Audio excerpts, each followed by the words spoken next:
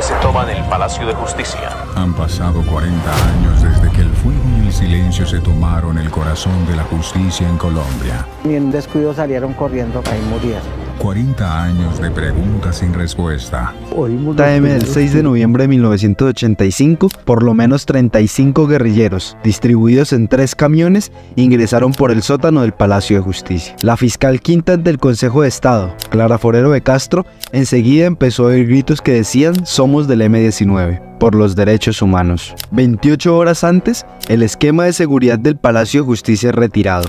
El temor por el retiro de la protección policial y los rumores que alertaban sobre la inminencia de una toma al palacio habían sido la raíz que atemorizaba a quienes por trabajo habitaban la zona. Desde el 16 de octubre de 1985, el Palacio de Justicia entró en un régimen de seguridad especial. Según un informe de la Corte Interamericana de Derechos Humanos, desde aquel día, el gobierno nacional tenía conocimiento de los planes del batallón Iván Marino Ospina respecto a la toma del Palacio de Justicia. Aún con el conocimiento, y a pesar de que se anunciaba incluso por la radio una inminente toma del Palacio de Justicia, se retiran el día 5 de noviembre las tropas de seguridad enviadas por el gobierno nacional. Sabemos que es mediante la radio que tanto el ministro de Defensa como el presidente Belisario Betancur se dan por enterados de la toma del Palacio de Justicia. Nadie les informaba quién estaba vivo, quién había sido rescatado o a dónde eran llevados los sobrevivientes. Los cuerpos que eran retirados del interior luego eran depositados en el piso de la plaza. Aún quedan muchas personas en diferentes oficinas. Se estima en 10 los magistrados que son mantenidos como rehenes por el M-19. Se transmitió por televisión y se llevaba al minuto a minuto mostrando los despliegues de tanques. Consecuencia de ese enfrentamiento, hubo imágenes de muertos y varios desaparecidos, de los cuales aún no se sabe su paradero. Y la situación está perfectamente controlada. A esta hora, dentro del Palacio de Justicia de Bogotá, se libra una verdadera batalla. Los subversivos tienen como rehenes a 10 magistrados, por lo menos, encabezados por su presidente, Alfonso Reyes Echandía. Se cumplen 10 horas de intensos combates dentro del Palacio de Justicia. La fuerza pública mantiene acordonada toda la zona céntrica de Bogotá. ¿Hay civiles en esas bajas? Que yo sepa, hay un civil, un particular entre las bajas que fue ocasionado por el mismo M-19. En los años siguientes, las exhumaciones revelaron nuevos restos en cementerios de Bogotá y zonas cercanas. Algunos pudieron ser identificados mediante ADN y otros siguen sin nombre. Pablo participó en la toma del Palacio de Justicia y le pagó $2 millones a Iván Marino Ospina y a los comandantes del M-19 para que quemaran sus expedientes que estaban en el Palacio de Justicia. A casi 4 décadas de lo que muchos describieron como un holocausto, aún hay muchas preguntas sin responder. ¿Qué ocurrió realmente cuando el M-19 decidió tomar el palacio? ¿Cuál era su objetivo?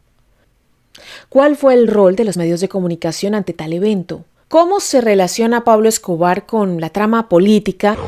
El genio de la operación militar, de la idea de coger el Palacio de Nariño y cómo tomar el Palacio de Justicia y cómo tomárselo y cuántos hombres, en qué forma de hacer la operación, se debe a Luis Otero. Personas salieron del palacio para luego ser llevadas a la Casa del Florero, centro de mando de la retoma.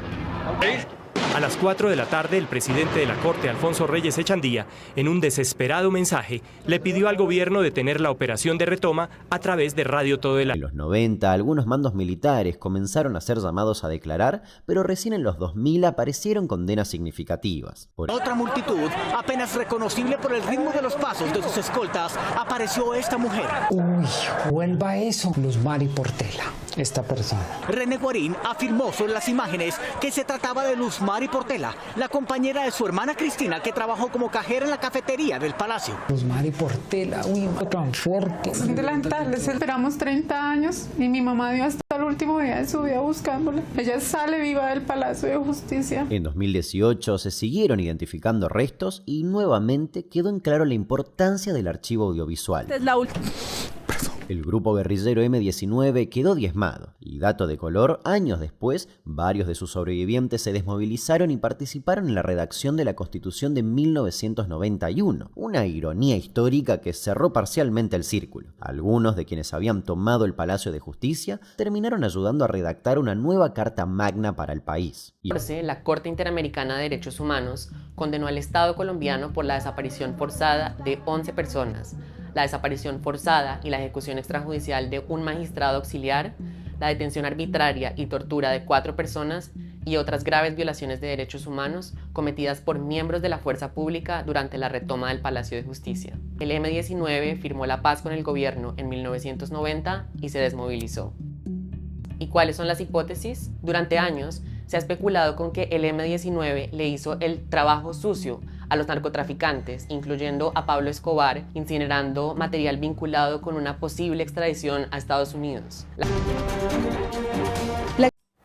Otra de las noticias del día es el dramático relato de una mujer que hace 30 años fue capturada, vejada y maltratada por militares que creyeron que se trataba de una de las guerrilleras que se tomó el Palacio de Justicia el 6 y el 7 de noviembre de 1985.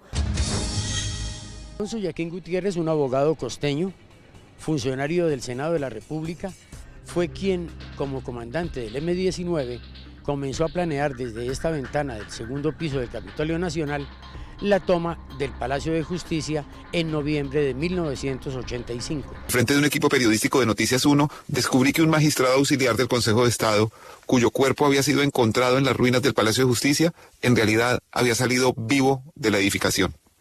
El hallazgo de 3 videos que así lo prueban sucedió 22 años después del asesinato del doctor Carlos Aroacia Urán, quien salió con vida del palacio. Fue torturado, asesinado. La familia del magistrado Urán se fue de Colombia. Rodaron de continente en continente. Su hija Elena, huérfana de su papá y del país de su infancia, aprendió muchos idiomas, pudo estudiar en universidades prestigiosas del mundo y hace un tiempo volvió a Colombia. Hace poco más de un año empezó a trabajar en la Cancillería como asesora para la no repetición. Y hace unos días, durante la marcha del 1 de mayo, el presidente Gustavo Petro decidió enarbolar la bandera del M-19, la guerrilla que se tomó el Palacio de Justicia, y decir, abro comillas, no, señores de la oligarquía, esta bandera no se guarda, no se esconde, esta bandera se levanta y va a continuar levantada. Hasta ahí las comillas.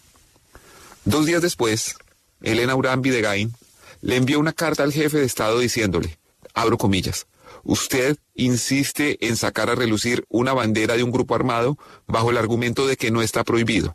Le pregunto, ¿sirve eso para algo? ¿Gana usted, sus antiguos compañeros o gana el país algo con eso? Hasta ahí las comillas. La sentida carta continúa diciendo, ¿por qué parece costarle a usted tanto sentir el dolor de aquellos a quienes las decisiones del M no nos hicieron ningún bien?